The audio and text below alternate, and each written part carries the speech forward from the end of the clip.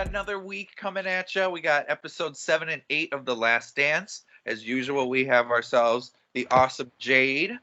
And then this week, our special guest this week is once again coming in, Jamaal. Thanks for coming. Thanks for helping out today. Hey, thanks for having me on. Oh, that's great. So usually every week with these episodes, Jamaal, I always ask, how many times did you watch the documentary? So starting off, how many times did you watch it? Just once? So as of right now, I've watched the documentary at least 4 times, at least. Whoa. Okay, so he's got his. Okay, I'm ready for some takes from Jamaal right now. Then I'm ready for this. Then, Jade, how many times did you get this one in? Twice again. I finished my second watching about 10 minutes ago. Okay, so everything's fresh in the head right now too. Yeah. Perfect. Okay, so we're gonna go right into it. So one of the first things they talk about on this episode is the death of Michael Jordan's dad. So Jay, do you think Michael Jordan's dad's death was one of the biggest deal breakers for that first retirement? Yeah, I think so. I mean, losing a parent that you're close to, fortunately for me, that's not something that I've had to deal with to this point in my life. But you can only imagine it must have been devastating. Like, his dad was there with him all the time. So yeah, it makes sense that would be one of a combination of things that would just make it too much for him at that point. Okay.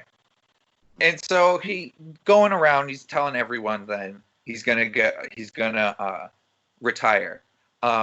As a coach for Phil Jackson, Jamaal, how would you react to hear that your best player, who is in their prime, who you just started a three-peat with, how do you react to that?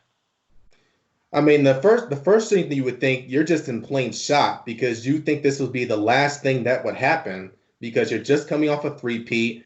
Michael Jordan is still basically at the height of his powers, but at the same time, not only Phil Jackson, but the rest of the players, they could all see that Michael was exhausted, not only physically, but you could see it mentally in his eyes. He was just not there anymore. And so I think that Phil Jackson, knowing what he knows now, that he knew that Michael, there was a good chance that he was going to hang it up. Now, I also would say that Phil Jackson would probably be the best suited for this position because he knows his players, their personalities, and their tendencies in and out. So he would be the best person to be able to handle that situation. Yeah, I think Phil Jackson. One of the things that makes Phil Jackson so great, yes, dealing with like the triangle, but he was also one of the best when it came to managing personalities. And personalities from all over the board. Mm-hmm. I mean, just having Dennis Rodman alone, just saying if you coach Dennis Rodman, then you can say, okay, yeah, I got a taste of what everything is. Well, then, so Jade, how do you think as a teammate you respond to that? Like, if you're Scottie Pippen hearing, oh, this guy's retiring, now it's my time, like, how would you respond to that? Yeah, I feel like if it had been me, there would definitely have been, you feel for him, of course, but I think it would have been hard to ignore the idea that, hey, we're going to get some breathing space. We're going to not be berated in every practice. We're not, like, there had to be a sense of relief as much as you feel for what he's going through as just a human being. There had to be a sense of we're gonna be able to have fun playing basketball now. Do you then think they were a happier team overall than when they were joined? I can't see how they couldn't have been happier. Like, I don't think there's any way I don't think it's possible that they weren't happier. Because I'm just thinking, you're not being yelled at, you're not being told that you're garbage and you need to step up your game and stuff constantly. Yeah. So then, Jamaal, would you say that when it came to just playing as a team, do you think these Bulls teams with the retired Jordan play better as a team? because you can't just rely on Jordan to pick up everything. They were still successful teams. So do you think when it came to team ball, they got better? Somewhat. And I say that because, as you all know, basketball is a team sport. You got to get everybody else involved for the most part. So as you saw, especially during that 93-94 season, yes, Pippen was the lead guy, but you saw everybody else. As a matter of fact, Horace Grant and B.J. Armstrong, two main points for that first 3 titles, all their numbers went up. Of course, they went up every single year as they went on, but 94 was their career years for the Bulls during those for that tenure. So personally, I believe they were better team wise. But with Michael departing, now you lose that go-to guy down the stretch. And the Bulls, even though Kukoc made those 3 game winners throughout that 94 season, the Bulls were missing that go-to guy down the stretch. And you saw during that Knicks series that it was gonna come back to bite them. Yep. Then I gotta ask both of you: were you guys alive, or were you aware of the retirement of Jordan at the time, Jade? I don't think so at the time, because what year was it? 94? It was after the 93 finals. After the 93 finals. So I was 8. You were 8? So you don't really remember Michael Jordan? I have memories of watching basketball, but that was as far as it went. Whatever the game was on TV at the time that my dad was watching. I wasn't aware of all the other business and retiring and all that stuff at the time. Jamaal, were you around? And if so, do you remember the retirement? So to be truthful, I was just barely 1 year old when that retirement went down. But I will say, from watching all the other documentaries before this one and just seeing everything that went down during that time, it gave you a sense that Jordan was ready to hang it up for that time. Now, whether he came back, that's up to anybody else's jurisdiction. But yeah, it was a really interesting time to be a basketball player at that time. Just because I was thinking about just the magnitude that it went through, how it wasn't just even going through like ESPN or something like that. Like this was making the world news on ABC and stuff of him retiring. Oh, yeah. So everywhere. Was this move kind of the full solidification, if that's a word, of Jordan being bigger than basketball, like bigger than the world, Jade? I mean, yeah, I guess so. I have a hard time with questions like that because I make it a point to never think of people in that way, kind of, period. So it's a departure in my personal thought processes to kind of look at it that way. But yeah, I guess for people at the time, you know, it would be like if LeBron had retired after Miami. And then went to play in the Canadian Football League, because that's like the like the Canadian Football League. Then we all know goes and plays baseball for Birmingham Barons through the White Sox. Okay, Jamaal. So before like Jordan had his actual somewhat decent baseball minor league career, do you think the White Sox originally thought that he was actually going to be somewhat valuable? Or is this more of a PR stunt? Well, it definitely would have put seats. Definitely would have put people in the seats. That's for one. But in my honest opinion, I think Jordan would have made the big league squad had he stayed with it. I don't see there was a reason why. Not just because of his name or his likeness, but because he had the talent and the drive to do so. And that, I think, would have fed off his other teammates. So that's why I believe he would have made the White Sox had he stayed with it. Do you think, Jade, he would have made baseball? I mean, based on what the professionals were saying, I kind of have to defer to them because baseball is not really my thing. The thing that stood out to me the most was that he was a lot better than I remember him having been. Not that I was paying attention at the time, but the narrative was that he was terrible. Well, and then segueing to that idea of him not actually being that great was because of that SI cover about him being bashed about baseball He got real angry over that. Jay, do you think he was overreacting to it, or did he have some valid I think Michael Jordan overreacted to everything negative. Like, that's what I was thinking. My overall feeling is that if you are going to be willing to accept the accolades at that level of best ever anything, you have to expect that the criticism is going to come at just as high a level. I just think it's funny that it's like, hey man, you don't have to be good at everything. So it's okay if you're bad at baseball. Like if you're like you can take someone saying you're not good. The only thing I can see with Jordan is baseball was a dream. And then someone said you're horrible at your dream. Like I can see that a little bit being like, well, ouch. I mean, granted, Jordan winning everything, so get over yourself. But at the same time, you're like, you're terrible at your dream. By the way, like, I just think if you're gonna be, who's that? You good now? Yeah, I'm good. Go ahead. Okay. I'm getting an echo. I think since you took your headphones out, Jamaal. Yeah. I'll get an echo? Okay. Hang on. Yeah. Yeah, that's better. Yeah, that's better.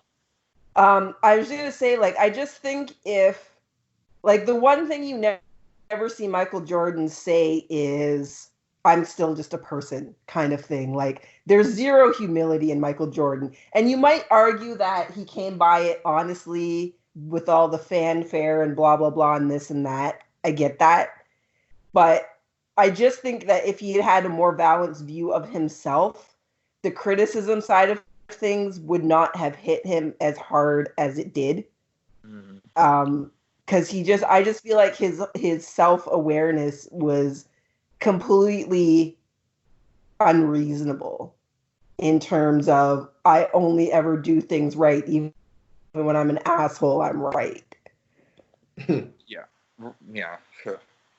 He is a prodigy asshole. But Jamaal, like, say you were the Barons' best player.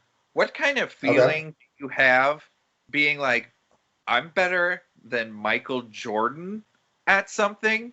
Like, I'm just some semi-pro baseball player, and here comes the greatest athlete, and then it's like, oh, I'm actually better than you? How would you be with that, as that player? Well, you can take this one or two ways. One, you can let it go to your head and he can show you up. Or you can do this. You allow MJ to come in, maybe try to mentor you a little bit about maybe not so much of playing the game of baseball, but as far as the drive to win, the preparation it takes, all those other things, that can, I think, better translate as far as you being the best minor league player on the team. Now, once again, that can be taken either way. Not all players will be able to accept that or even want to embrace that idea. Sometimes it's just the way it is, because there's always that one guy who thinks they're the alpha dog. It's all around sports, and it's just no getting around it. Yep. Oh, and I think there also might have been a feeling of those minor league players. They've probably been playing baseball since they were 4 or 5 years old, t-ball or however they started. Right. And to have put in all that work to get where they are. And then this guy just comes in who's a basketball player. Like, I feel like some players might have felt a little bit insulted by the idea that, I've put in all this work and we're just going to bring this guy in. Well, and then how he got to that team, which was, the reason why you're on this team in particular and not lower is because we need a stadium that can hold all the media. Right. So that's kind of like just you're on the team because of the people, not because of you necessarily. But and then Jay, was baseball more of a therapeutic thing for him, or was he like this something real serious about it? I think when it comes to competition, Michael Jordan was serious, period. I think it was also pretty cathartic and therapeutic for him, but I don't think it was one or the other. I think it was both. Okay. All right. Just because I was thinking how like he seemed to be relaxed when playing baseball, Mm-hmm. and that's Well, not there's something. no expectations anymore, right? Like he had built himself into this person with all these expectations in basketball. It probably worked in his benefit that people thought he was going to be bad at baseball. Yeah, And he was one of the guys. He was one of the guys. Yeah. true. That's real true with it. Um, so then comes back to basketball.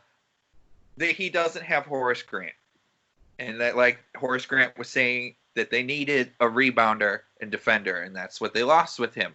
Mm-hmm. If they would have had Horace Grant, Jamal, would they have won that first year back with Jordan? Would we see 7 titles instead of 6? Yes, because people undersell Horace Grant and the work and the blue collar work that he does. Because people don't understand. Like 93 and 94, Horace Grant, like when you think offensive rebounds, you think him and you think Charles Oakley. Those were normally the top 2 you would see as far as offensive rebounding goes. And people always underestimated how good of a defender Horace Grant was. Second team all defense for those mid part of the 90s. So yes, I could almost guarantee the Bulls would have won that first title with Jordan back had they kept Horace Grant. Do you agree with that, Jade? Yeah, definitely. I mean, the thing that made the difference was Dennis Rodman coming in the next year, right? Yes. It was exactly the space that Horace Grant left open that Dennis Rodman filled. True. That's what I always think after watching it. I was just like, when you think of the size they had, like, yeah, they had size, but it's real amateur talent with it. Like, no knock on these guys, but when you think of it, like, it goes Michael Jordan, Scotty, and then it dropped off far. Like, hard with it, because they also didn't have B.J. Armstrong either. So, and I think they just got Ron Harper, but still, like, that's not gonna. But scare people. Yeah, exactly. So with Jordan leaving, and I'm curious with this answer with you, Jade, was this the beginning of Scotty being more of a diva? Because one thing I've realized now with this documentary is, man, the middle of his career and stuff, he was a diva. And I never knew that. I thought he was a diva all the way back from the contract whining back in, what was that, episode 2? But that was that was in 98. He was complaining about that. Oh, right. I forgot the chronological. Because he signed that contract in 91. Well, okay, now that we've got that in order, yes, I do, because he couldn't be when Jordan was there. Yep. I don't think he could have been a diva that way when Jordan was there. Like, that just was not going to happen. Because that sitting out because he wasn't getting the last shot. Like, that was a bitch move. I'm like, I had heard that story, but I guess I just totally blocked it out because that just doesn't, when I think of Scottie Pippen, I don't think that. But now I'm hearing all this stuff. I don't really like Scottie Pippen anymore. Jamal, do you think that, like, do you agree with this, like, Scottie becoming a diva thing, or do you think it's just he deserved more respect and he was right with it? So I'm gonna go both ways. So as far as him as a diva, sure, you could probably paint him as such because, come on, normally a superstar of that caliber, and especially because I never knew Scottie Pippen to really be like a selfish person, especially with his play on the court. I never saw him that way. But then to watch that sequence against the Knicks 94, to literally see him sit that game out, yes, they won the game, but to have that carry over, I think that really left the black mark on his career. Whether people talk about it as often as they do or not remains to be seen. But then on the other side, I think Scottie Pippen may be one of the top 2, maybe 3 of unselfish players in the game that we have because he did so much. Like he did literally everything. You know he could score. He could rebound well. And he ran that triangle offense when Jordan wasn't there. And let's not forget, he could guard 1 through 4, 1 through 5 on the court. It did not matter. He could do it all. And so I think sometimes Pippen, he gets a bad rep sometimes, but it comes with the territory and with the decisions you make. So yeah. That's what I was gonna say too. There are certain decisions you make that no matter what else you do in your career are gonna follow you, right? KD's got joining the Warriors. It doesn't matter what else he does, that's always gonna affect his legacy. And I think with Scottie Pippen, that sitting out that last play because he wasn't gonna have the ball in his hands, like that is an unacceptable stance to take in a team sport. It just is. Especially if you consider yourself the leader. So again, he's got all that other stuff, but there are certain things that you can't do and think that you're going to be able to overshadow them with good things. And to me, that's one of those things. Well, and then going into this leadership idea. So Jordan's leadership was, I do it too, so you can at least work for it too. Mm-hmm. When he was setting those standards for the working, was he reasonable with it, what the players' capabilities were? No. Or was he more just looking for the work, Jade? I think so I was thinking about this when I was watching it back again just a little bit ago.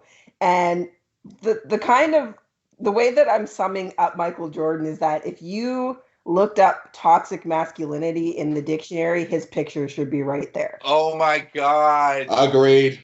Yes. Because I'm a natural born leader. I've been a leader since grade school projects. And I know that leadership can be done without being an asshole. I know that you don't have to. I have very high expectations. I have extremely high expectations of myself. I have high expectations of people on the teams that I've run, on the projects that I do, but I'm still pretty well liked in general, and I can still run a tight ship. So there's no theory under which you could convince me that his approach was the only way he could have got it done. And I think that there's evidence of that, the fact that they did do so well the year he was gone, right? They, with his talent, could have gone to the finals that year. They didn't need his attitude. They didn't need his bullying. Just his talent would have got them to the finals the year that he wasn't there. So I understand the idea of never asking people you're leading to do things that you're not willing to do, but the attitude and the anger and the bullying is a step beyond that I don't think was necessary.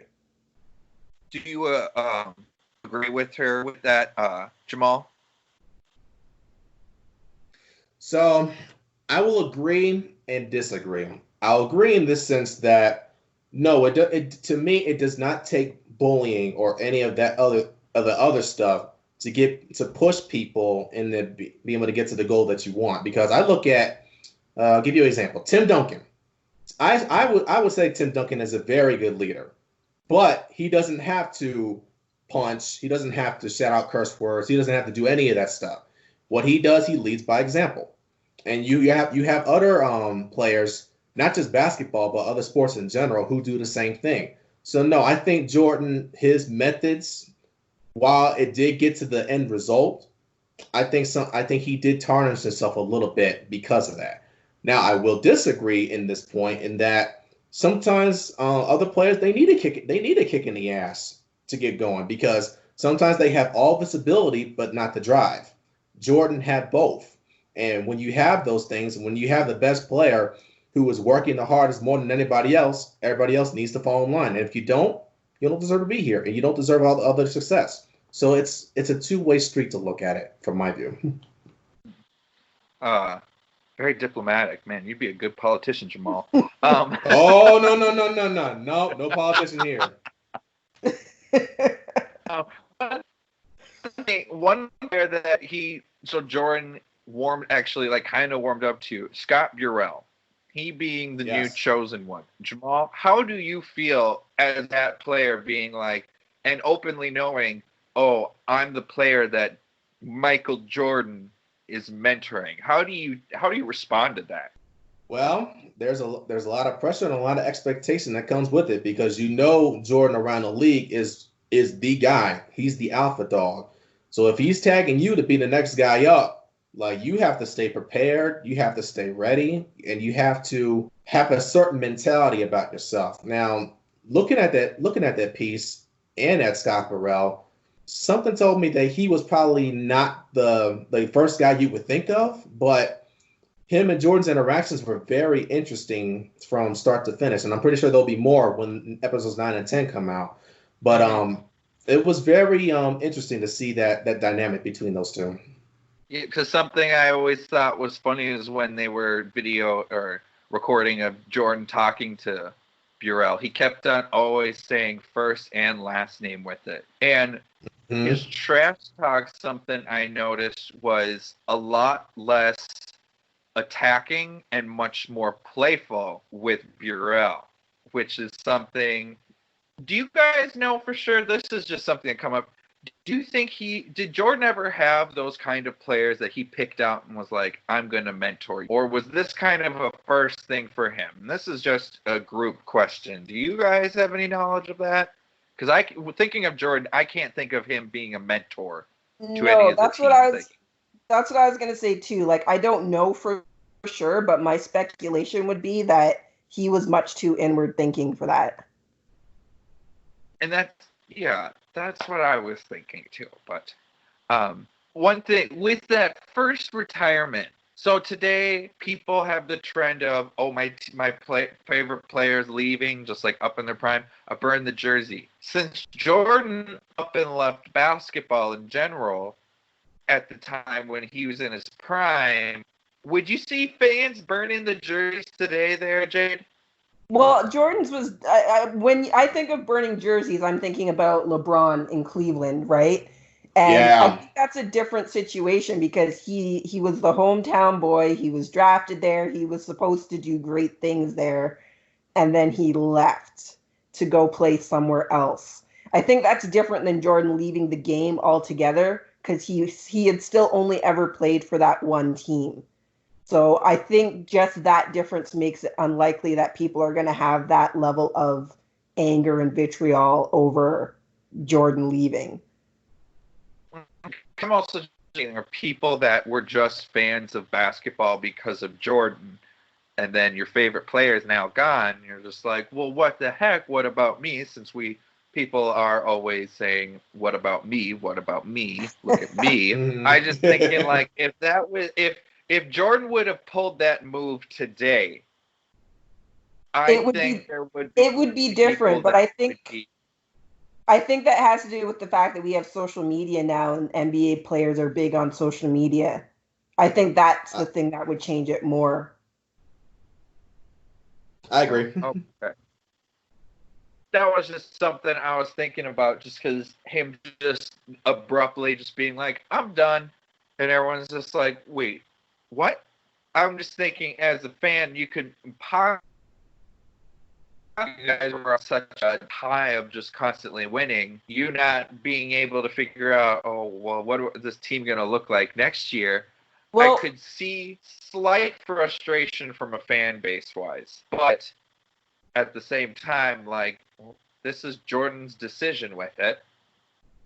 Looking at the documentary overall, though, I don't think it was as abrupt as it seems like it was.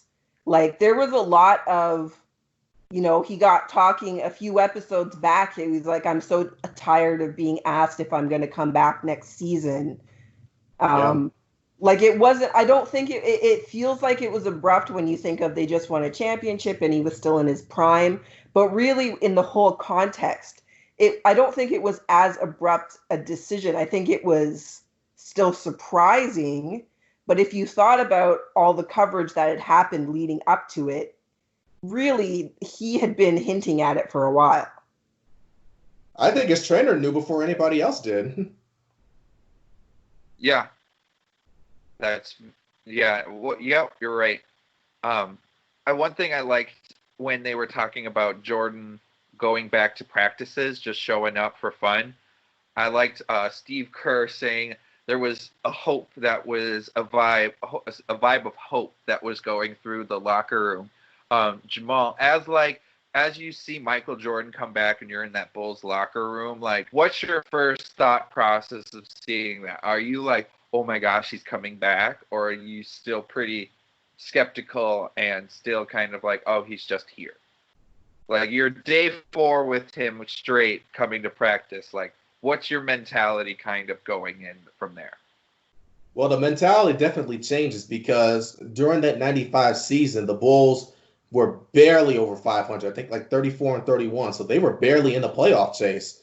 So as an outsider looking in, you're thinking the Bulls, they need a kickstart, like an emotional lift. So when he came back for those first couple of practices, the Bulls were like, okay, maybe if we can try to coax him to come back, maybe we can reignite his itch to come. Maybe give us a lift. And lo and behold, he comes back, even though it took him a while to kind of get back into the swing of things because baseball training is a lot different than basketball training, as we saw in that episode. So when he came back, I think it was a very big lift for all of them, even though the season didn't end the way they would have liked. But come on, the man was only back for like a couple of months, so you can't really expect him to drag that team all the way to the title, especially with the threats that were already in for both conferences because you had up-and-coming Orlando. You still had to deal with the Knicks. Then next thing you know, all of a sudden here comes Indiana. And then out west, you got Utah, you got Houston. Sir Charles is still up there in Phoenix, and then you had the top seed Spurs. So the Bulls, had they been able to get past Orlando, they still had a gauntlet they had to go through to get back to the finals.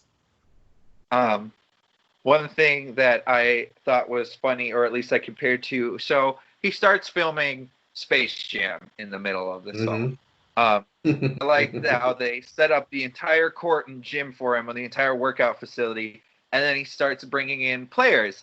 And it reminds me of seeing those videos on YouTube or on Facebook or Twitter or stuff of like the Sky Lifetime videos where it's like just pretty much all a bunch of NBA players going in, just playing pickup games, calling their own fouls. So when I saw that, it kind of reminded me of that. I did laugh when George said I invited Sean Bradley too, and I was like, Sean Bradley, come on. Nah. He's only there because it's in the movie. He's there because it's in the movie. We don't need Sean Bradley there. I wish there had been more footage of those games. That's what I was thinking too. Like, I want to see Jordan and Reggie Miller going at it. Yeah. Because because at that time, like, who else besides Jordan, when it comes to two guards, who would have been second up in that era? It would have been Reggie Miller. You could have had Clyde Drexler. You could have had there's a number of guys that people don't think of when it comes to that. Heck, as a matter of fact, I probably would have thrown Penny Hardaway in there, even though most consider him a point. But of course, all his injuries and then the thing with Shaq in Orlando, it didn't pan out. Which, speaking of that Orlando team losing, or them losing to it, like, I thought it was funny how every player, because then like also BJ Armstrong, that game he goes off, like every player that used to play with Michael, they knew, okay, I had a great game, or we beat him. Oh, he's gonna come back, and it's gonna be even worse. Like, how do you mentally prepare yourself knowing that? Oh, I did really well last night, or we did well last year. Ah, shit, he's mad now. That's one of the things I'm realizing I really dislike about Michael Jordan is the fact that somebody couldn't have a moment and that was okay, right? Because everything was a personal attack on him. Like, you expected guys to go out and give their best, but if they went out and did their best against you, then it was a whole thing instead of like, I feel like basketball players today have more respect for each other in kind of that way where, you know, you can go off on your old team or you can have a game of your career and that's okay. We're not going to try and kill you the next time we see you. We're going to play harder. We don't want it to happen again. But like, there's not a hit out on you next time. What I'm thinking also with going off of like being respect. Well, nowadays everyone is playing with each other from age 12 because of AAU. Right. So that's why there is a little bit more of a respect and more of a camaraderie nowadays than there was like in the 90s and stuff. Yeah. So that's why there's a little bit of that change with it. Well, but And I found Jordan to be a little bit hypocritical too when it came, especially to BJ Armstrong, because it's like, you have a good game, you talk shit, you're looking at the bench, like he's emulating Michael Jordan. He's doing exactly what he would have done. And that is like the biggest insult. Like they say flattery is the sincerest form of his biggest compliment. Yeah. Yeah. It's a imitation is the sincerest form of flattery is how it goes. There you right? go. Yeah. And that's exactly what BJ Armstrong did. And I really liked that you can still see the joy in his face about that game when he was talking about the interview. Like I just had a moment. He knew he wasn't as good. He knew that. Like he knew who he was. Like they were mentioning, it's the one game thing where like every player has that one game. And right. BJ Armstrong had that one game against his former team, against Michael Jordan. Yeah. And I think it was more satisfying than it would have been against any other team. Oh, yeah. Armstrong. And I just loved it where BJ Armstrong knew. He's like, yeah, I had a great game. And I knew that made him mad right away. Just like, Jordan didn't have to say anything. Pissed him off. Just, walking off the court. Oh, shit, this is going to be... The footage of Jordan in the locker room swinging that bat and his demeanor and the look on his face is like smoking the cigar. I found that really creepy. Like this is a person that could lose his shit and like harm somebody. Mm-hmm. So they're getting to the finals the next year. They beat Orlando because Horace Grant called it. Like he knew right away they're gonna lose next year.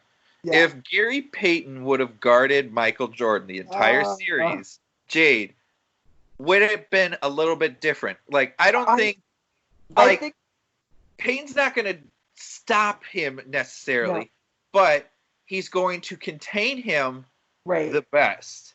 Right. And if you can just make it Jordan and then cut out everyone else, that is arguably the best game plan for Jordan is, okay, we'll let you go off. No one else is going to do anything. I mean, it already had worked, right? That's how the bad boys beat them. You stop Jordan. That's how the Knicks beat them. You stop Jordan. I was thinking about it in terms of like that. To me, that is a large, very, very big coaching failure to not be able to see that was the strategy. Like, I think a lot of today's coaches and a lot of coaches back then would have made that adjustment before they got down 3-0. Like, no, yeah. Because I'm thinking, like, George Karl, like, yes, I get you're trying to save the guy for offense, but at the same time, if you're stopping Jordan, if you're stopping the Bulls from scoring, you don't need Payton to score as much. Right. So, because I think Payton's biggest weapon in that series was it wasn't his offense. It had to be his defense when you've got Michael Jordan on the other side of the floor. Like, defensive player of the year, reigning defensive player of the year, and you're not putting him on Jordan. Yeah. Jamaal, is the reason why Orlando won or Seattle lost, was that because of George Karl, or was that the Bulls were going to win regardless? So the fan in me says the Bulls would have gone regardless of what Seattle would have done. But it would have been smart for George Karl to put Payton on Jordan to start. Because at the very least, you're going to make Jordan have to play both ends of the floor, which honestly what every coach should have been doing in the first place. So to me, I think Pippen and Kukoc would have been the biggest keys in that series because they know that Payton's going to be guarding Jordan most of the time throughout the series. But that took me as a surprise when he put Detlef Schrempf to start on Jordan to start this series, which was not smart at all because. No. Come on. Detlef Schrempf is not going to hold Michael Jordan. Are you serious? I found it interesting, too, Michael Jordan watching back Gary Payton's comments. Because that was rich. Again, I get that feeling of you have no awareness that you're just a dude still at the end of the day. Because the footage and his play in that game says everything. Gary Payton did give him fits in that game. Like, you can't say that Gary Payton had no effect on me. It was everything else. No, you're Michael Jordan. You're Mr. I bring it no matter what's going on, and I expect everybody else to do the same thing. And now you want to be like, oh, it wasn't Gary Payton. I had other things going on. No, sir. I do not buy that. I don't either. Like, I keep on thinking, like, Jordan is always just like, when someone has, like, stopped him or something like that, he's always like, no, they didn't. Like, no, they didn't. It's like, no, you can see this. Like, you got mad. He got under your skin. Like, we see this. No, he didn't. What are you talking about? You smacked the guy on camera. You can't tell me he didn't get to you. Yeah. Like, I'm not saying it affected your play, but you can't tell me with a straight face that guy was not at least pissing you off. Yeah. Even like, his body language and the way he laughed was not genuine. It felt forced to me. Yep. It was mocking to me. He was mocking Payton. Oh yeah. One of the things I thought was funny with Jordan, how eventually he just had to create his own stories on why to like attack a team. That was kind of what Kevin Garnett did as a player. You'd see him talking to himself on the court. Half the time is because he's making something up in his head to get himself motivated. Yeah. So that's when I'm like, that's a whole other mentality of like, okay, if I want to play good, well, that guy over there, well, he hit his dog the other day, and it's like, he doesn't even own a dog. Like, he's just coming up with his own thing. Be like, well, I heard he didn't wish his mother Happy Mother's Day last year, and she cried. So because of that, I'm going to drop 45 points on you. Yeah, I found that also to be a bit creepy. Like, that's a bit off. Like, there's a winning mentality, and then there's, I got to make stuff up in my, like. That's his his competitive mentality is also one of the things that makes him weird.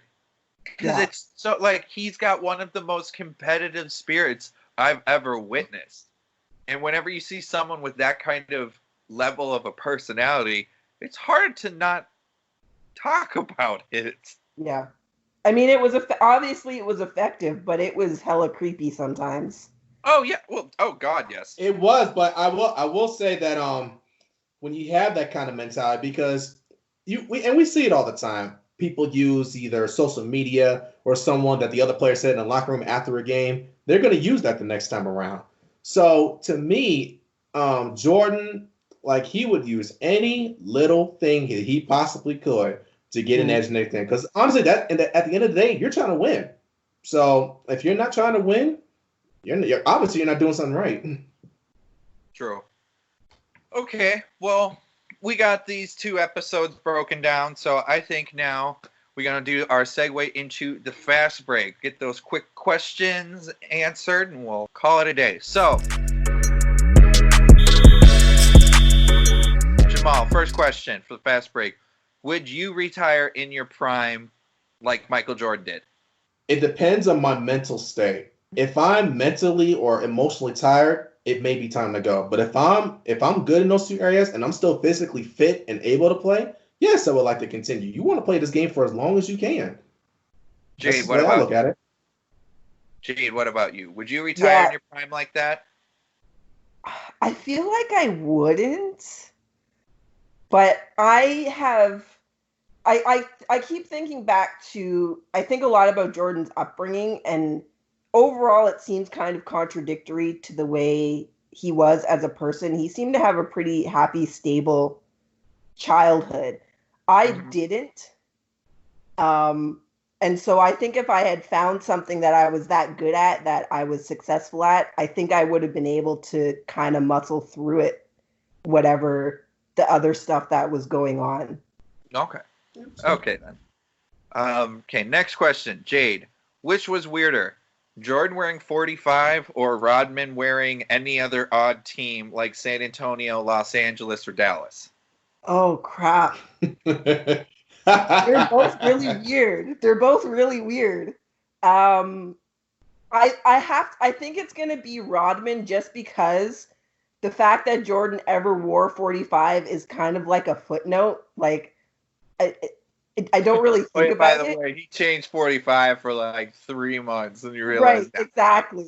Whereas with Rodman, there were so many other teams after he left the Bulls, and he had all of his iconic moments were with the Pistons and the Bulls. Those were the best years of his career. So I think for me, it's Rodman and the other. Did Rodman marry himself when he was with the Bulls, or was that after? Ooh. I don't know that timeline exactly. Secret fast break question. Okay. And I'm going to Google that while Jamaal answers the next fast break. Okay, question. next question. Okay, you Google that, Jade. Which title was more meaningful? The first title he had with his dad, or the first title he had without his dad? I would say, yeah, that fourth one. That fourth one, it meant just a bit more because as you know, when they won that title against Seattle in '96, it was on Father's Day. So you know that had to mean something more to him, and especially with his 3 kids up there with his then wife in the stands, that meant a little bit more to him. Jade, what about? Going back, that second title, like when I saw him just sobbing on the ground at the end, I'm not gonna lie, Taylor started to cry there. Taylor started tearing up, just seeing that raw. When you hear the, and I was like, oh man, he's really crying right now. Like he can't breathe. A really strange moment for me because I usually feel everything everybody else feels around me all the time. I have very high empathy levels, and so usually seeing something like that would absolutely, I would be done. But I also have very high judgment levels, like in my Myers-Briggs personality profile. So the juxtaposition between him actually feeling and him being such an asshole kind of clashed for me in that moment because my one side really wanted to feel bad, and usually I would. If it had been anybody else, I would have. But all the other stuff and the decisions he made, I was just kind of like, I can't get all the way there with him. Like I couldn't get all the way there. So that first title then meant more? Yeah. Okay. And back to your Rodman question. Yeah, I was going to say, did we find an answer for that? It was 1996. So he was a Bull when he married himself. Yeah. Fantastic. I'm glad. I'm glad. I'm sure Phil was like, fantastic. We just signed this guy. Jerry, you, for God save me, you better be right about this guy. You better be right, man. Oh, my God. Oh, man. Okay. Well, got the talk in. We got the fast break in. Jamaal, before we end off today, you got anything to plug right now? Got anything in the works going on? So yes, I'm still working on the window of opportunity article. I'm working on. It's if and when the season will come back. Who are the best teams who are equipped to win a title this year? So hopefully I'll be able to have that finished. If not this weekend, but definitely sometime early next week, because I think it's really going to highlight some of these high-level teams that have the best chance to make it all the way and win the finals. So hopefully I'll have that finished. Okay. Perfect. Well, hear that, folks. Be on the lookout for that. Any other thing you got to add, Jade, today before we do a sign-off? Just don't forget to tune in to Hardcourt Honeys presents #NBA Twitter every Thursday at 7. If you want to send us some tweets to discuss, use #HCHBust, and we might use your tweet live. If you tune in live on Periscope, you can ask us questions. We will answer them. Yes. Perfect. And then another reminder, listeners, if you know any woman that is knowledgeable about basketball and they feel like they can chime in and give their hot take, please give us a heads up, give us a tweet, holler on, give us an email. What's the email again, Jade? hardcourthoneys@gmail.com. Okay, perfect. So there we are. So, well, thanks this week. Listen. Okay, well, Gonna sign off for this. Peace out.